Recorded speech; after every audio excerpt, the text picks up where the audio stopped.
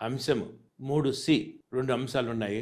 1 హత్తుకొనుట, 2 ఏక శరీరముల బుట్ట. హత్తుకొనుట అంటే ఏమిటి?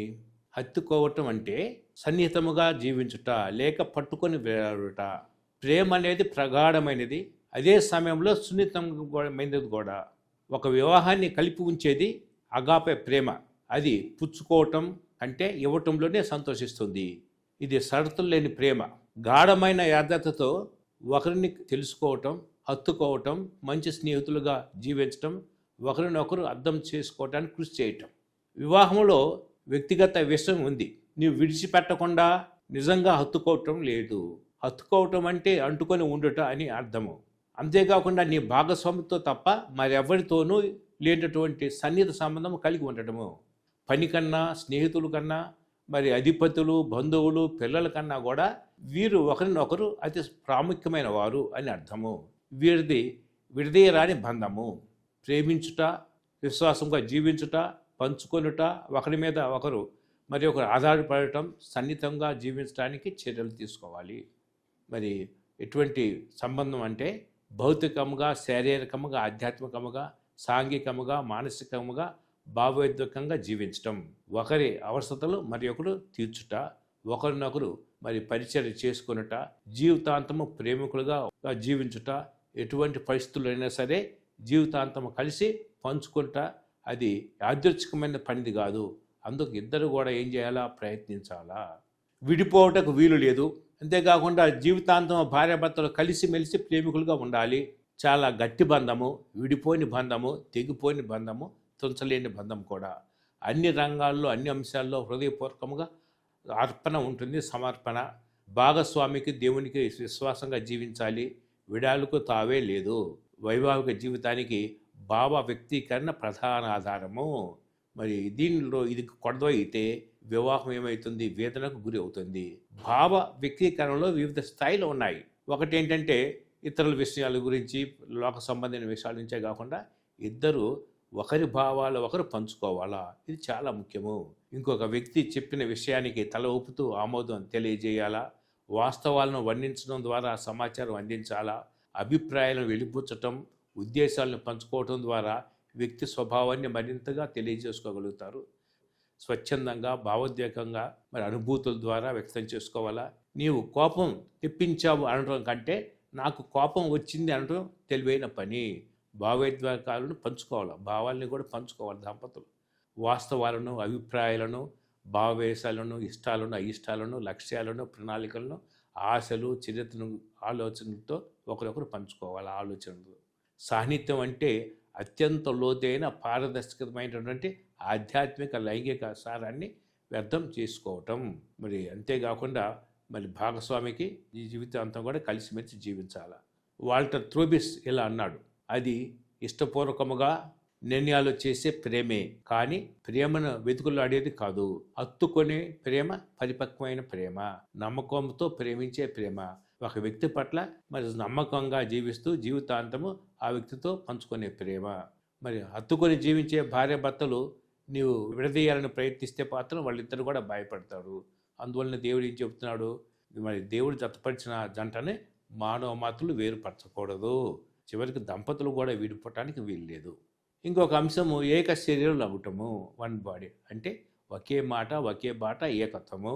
అంటే పెనవేసుకొని ఉండటము, చుట్టుకొని ఉండటము, ఎంబ్రేసింగ్ అండ్ ఎవ్రీథింగ్ అన్నమాట. అంతేకాకుండా వివాహంలో ఏకత్వం అనేది మూలాంశముగా ఉన్నది. ఇద్దరి ఒంటరి వ్యక్తుల మధ్య ఆమోదకరమైన పరస్పర ఆధారపడి సంబంధము. భార్యాభర్తలు ఇరువురు ఒకరినొకరు స్నేహితులుగా, ప్రేమికులుగా, సహవాసిగా, సహాయకులుగా, పిల్లలకు, కుటుంబ సభ్యులకు కలిసి మరి శ్రద్ధనిచ్చే వారిగా, ప్రార్థనలో భాగస్వాములుగా, కౌన్సిలర్గా, మేధస్సులు, సమూజ్యులుగా జీవించి ఏకమవ్వాలి. వివాహానికి సమానత్వం, అన్యోన్యత, పరస్పరం ఆధారపడటం అనే జీవితానికి నిర్ణయాలు తీసుకోవాలా, సూత్రాలు. అంతేకాకుండా భార్యాభర్తలు ఇరువురు ఒకరినొకరు సంతోషపరుచుకోవాలని చెప్తున్నాడు. అంతేకాకుండా దంపతుల జీవితాలు విడదీయరాని బంధాన్ని సూచిస్తుంది. ఒక బైబిల్లో ఒక మాట ఉన్నది, స్త్రీ అతని మాంసములో మాంసం అని, అతనిలో సగభాగం అని చెప్పడం జరిగినది. ఏక శరీరం అనే అంశం శరీర కలయిక మించి ఉన్నది. భార్యాభర్తలు తమ శరీరాలను ధన సంపదల్ని, ఆశయాలని, భయాలు, విజయాలు, మరి పతనాలు అన్నీ కూడా కలిసిమెలిసి పంచుకుంటారు. ఆ ఇద్దరు వ్యక్తులు సంపూర్ణంగా దేహము, మనస్సు, ఆత్మ ఇచ్చలలో ఏకమవుతూ ఇద్దరు ప్రత్యేకమైన వ్యక్తులుగానే జీవిస్తారు. Unity in body, mind, soul and will.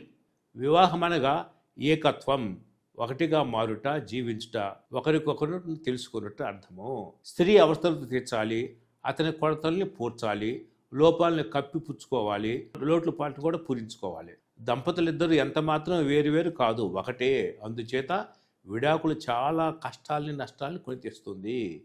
భాగస్వామిని మార్చడానికి వీలు లేదు, కుదరదు. విడిపోవటం కూడా కుదరదు. దంపతులు భౌతిక, మానసిక, ఆధ్యాత్మిక ఏకత్వం కలిగి ఉండటం ఎంతో ముఖ్యం. అన్యోన్య ప్రేమను కలిగి ఉండుట, తృప్తిగా, సంతోషంగా జీవించాలి. ఆలోచన విధానంలో ఏకీభవించుట, అనుసరించుట, అన్ని విషయాలలో సమిష్టిగా నిర్ణయాలు తీసుకోవాలి. కష్ట సుఖాలు, ఈతి బాధలు, కడగండ్లు కలిసి ఎదుర్కోవాలి, అధిగమించాలి. మంచి స్నేహితులుగా అతి దగ్గరగా ఉండాలా, కలిసి ప్రార్థించేవారుగా, జీవించేవారుగా ఉండాలా. అంతేకాకుండా వివాహంలో పరస్పర ఆధారం ఆనవాయితీగా వచ్చే సాంప్రదాయమైన వివాహాల్లో పురుషుడు తమ ఉద్యోగం ద్వారా సంతృప్తిని పొందుతాడు. స్త్రీ తను చేసే మాతృ సంబంధమైన పనుల ద్వారా తృప్తిని పొందుతుంది. కానీ స్త్రీ పురుషులు ఇద్దరు చెప్పేది ఏమిటంటే, తృప్తి విషయంలో పురుషుడు కొంతవరకు పొందడం జరుగుతుంది. స్త్రీ అయితే పూర్తిగా ఏ విధమైన తృప్తిని అనుభవించలేకపోతుంది. సాంప్రదాయ ప్రకారం స్త్రీ ఆధారపడాలి, పురుషుడు స్వతంత్రంగా ఉండాలి. స్వేచ్ఛావాదులు ఏం చెబుతుంటారో, స్త్రీలను పురుషుల నుండి మరి తమ స్వేచ్ఛను పొందమని వాదిస్తూ ఉంటారు.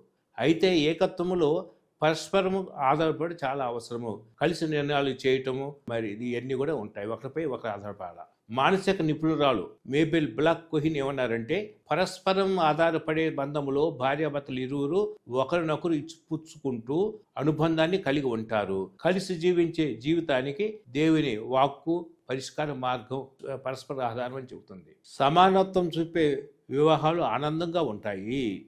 మరి భార్యాభర్తలు ఇరువురు ఒకరి నుండి ఒకరు వింటూ వాళ్ళిద్దరికీ మేలు చేసే వాటిని చేసే ప్రయత్నంలో కొనసాగితే సంతోషంగా జీవించగలుగుతారు. కాపురంలో సమానత్వం ఉండడం చాలా మంచిది, అవసరం కూడా. భార్యలు సంతోషంగా ఉన్నారు కాబట్టి భర్తలు కూడా ఆనందంగా ఉన్నారు. కుటుంబంలో భర్త కానీ భార్య కానీ తానే నిర్ణయాలు చేయాలని పట్టుబడితే అలాంటి ఏ వివాహంలోనూ సంతోషం ఉండదు. అది స్వార్థంతో కూడిన వైఖరి అవుతుంది. భార్యాభర్తలు ఇరువురు ఒకరి నుండి మరొకరు వింటూ కలిసి నిర్ణయాలు చేసుకోవాలి. హ్యాపీ వైఫ్ అంటే హ్యాపీ లైఫ్ అనొచ్చు, హ్యాపీ హస్బెండ్ అంటే హ్యాపీ లైఫ్. కానీ happy wife and happy husband is happy family. ఏకత్వం అనేది వృద్ధి చేయవలసిన దీర్ఘకాలిక ప్రక్రియ. ఇది ఒక నిర్ణయం, క్లిష్టతరమైన కఠిన విధానం. ఇది అలవరుచుకోవలసిన ప్రక్రియ. సమన్వయం చాలా అవసరము. Become one is a process and again it is a decision. లోతుగా, సన్నిహితముగా ఒకరినొకరు ఎదగాలంటే దానికి ప్రయత్నం కావాలి, సమయం పడుతుంది. ఇది అలవరపరచుకోవాల్సినటువంటి అంశము. ప్రక్రియ, మార్పులు, చేర్పులు, సర్దుబాటు చాలా అవసరం. ఇద్దరూ కలిసి సమయం గడపటానికి పరస్పర సహకారం అవసరము. పరిపక్వత ద్వారా ఒకరినొకరు సహకరించుకుంటూ, ఆదరించుకుంటూ ఆధ్యాత్మిక ఎదుగుదలకు అవసరం. కేవలము దంపతులు మాత్రమే ఏకశరీరులు, తల్లిదండ్రులు పిల్లలు కాదు. వైవాహిక జీవిత ప్రమాణంలో ఇద్దరు వ్యక్తులు ఒక్కరుగా అవటం అనేది ఎంతో క్లిష్టమైన, కష్టమైన, కఠిన విధానము. పెళ్లికి ముందు ఒకరి కళ్ళల్లో మరొకరు చూసుకోవటం, ప్రయత్నం లేకుండా కూడా ప్రేమను కనపరచడం జరుగుతుంది. పెళ్ళయ్యాక వాళ్ళిద్దరూ కలిసి ఒకే గమ్యాన్ని చూడాలి. ప్రయత్నపూర్వకమైన ప్రేమ అని కనపరచాలి. Your spouse who started out as a fun date and over time become a soul mate. దాంపత్య ప్రేమ అనేది ఉద్రేక ప్రేమ నుండి రూపాంతర ప్రేమగా మారాలి. 3 should agree in body, soul, spirit and will. దాంపత్య జీవితము దేవునికి ఇతర వ్యక్తుల ఐక్యమత్యంతో ముడిపడి ఉన్నది. వింత మరియు భావోద్వేగమే కలిగిస్తుంది. వారి లైంగిక వ్యత్యాసము వారి ఐక్యతకు దారితీస్తుంది. కలిసి నిర్ణయాలు తీసుకోవటకు దోహదకారి. వారి శరీర ఐక్యత ఒండోర్లను తెలుసుకున్నటకు, అన్ని విషయంలో ఒకరిలో ఒకరు తెంగు చూడటం మార్గము. ముప్పేట పన్నిన తాడు మరి సులువుగా తెగదు కదా. అంటే వివాహంలో దేవుడు, భర్త, భార్య ఉంటారు. దంపతులు ఒండోరులకు దేవుని వరం, విధి కన్నా చేయవలసిన పని. దేవుని అనుగ్రహంతో తమ తమ వ్యక్తిత్వాలను, అద్వితీయాలను కలిగి ఒకే వ్యక్తిగా మారాలి. అంతేకాకుండా వివాహ జీవితం ద్వారా ఒంటరి జీవితంను అధిగమించగలరు. ఒకే వ్యక్తిగా రూపాంతరం చెందగలరు. భిన్నత్వంలో ఏకత్వం సాధించగలరు. అయినను ఏకత్వంలో భిన్నత్వం కలిగి ఉందరు. వారిరువురు ఏక శరీరులగుదురు. అయినా తమ సొంత వ్యక్తిత్వాలతో కొనసాగుతారు. తమ సొంత వ్యక్తిత్వాన్ని, ఇతరుల వ్యక్తిత్వాన్ని నిజంగా అంగీకరించడం ద్వారా పరిపక్వత గల వివాహానికి పునాది చేయగలం. దీనిలోనే ప్రేమ వృద్ధి చెందుతుంది అంటాడు Scott Peck. God bless you all.